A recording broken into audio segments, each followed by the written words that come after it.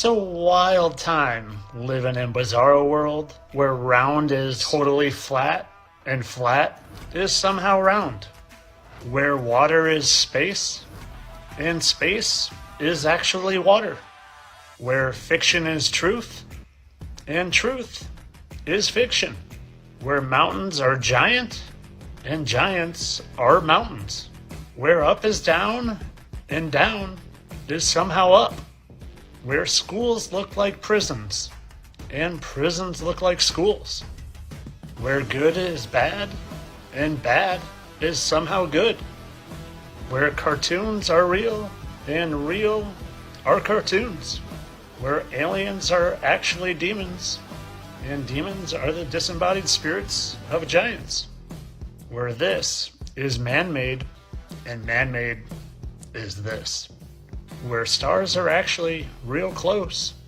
and God's not too far.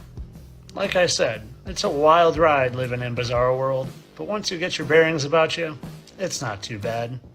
Oh, and of course, this is entertainment purposes only. Of course this is curving at a rate of 8 inches per mile squared, even though this is 60 miles completely flat. Yeah, of course.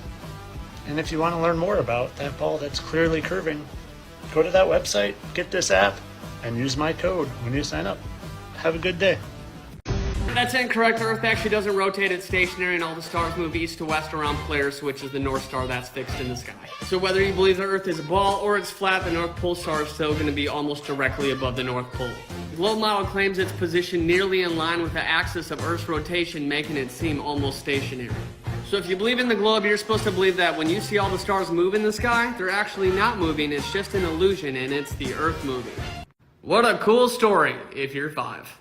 Or maybe we live in the center of creation in a beautiful timepiece where the luminaries tell us the time, with the North Pole being at the center of the Earth and all the stars move around it.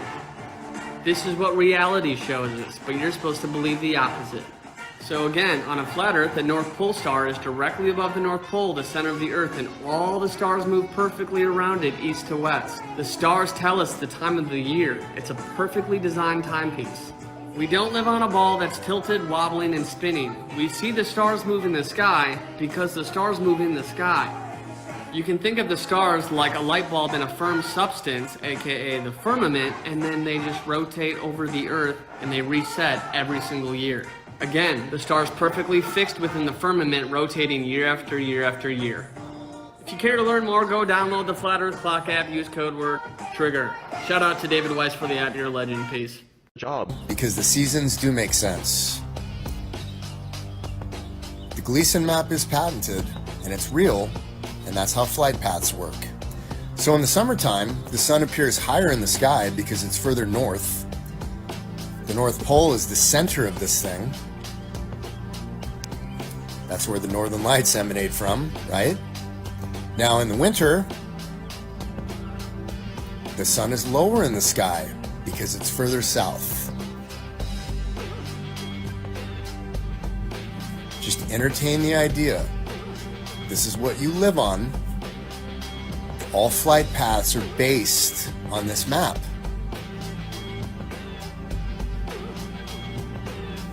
Maybe it looks familiar, like the United Nations logo.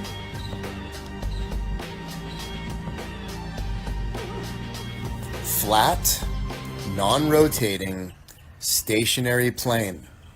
This is the Gleason map.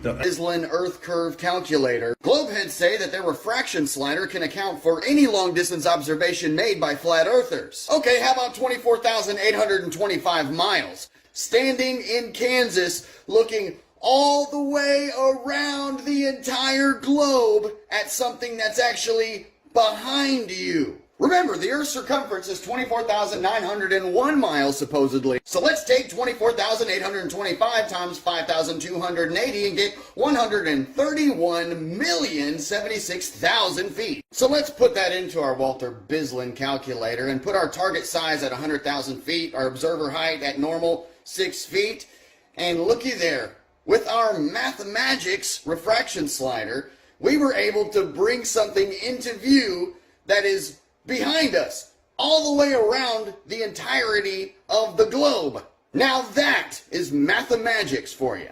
This whole idea is centered around reverse engineering of the geocentric and creating this mathemagical way of deceiving you. So now with the Walter Bislin Earth Curve Calculator with the refraction slider, that refraction slider can cause us to make observations that are entirely around this whole entire globe and behind us.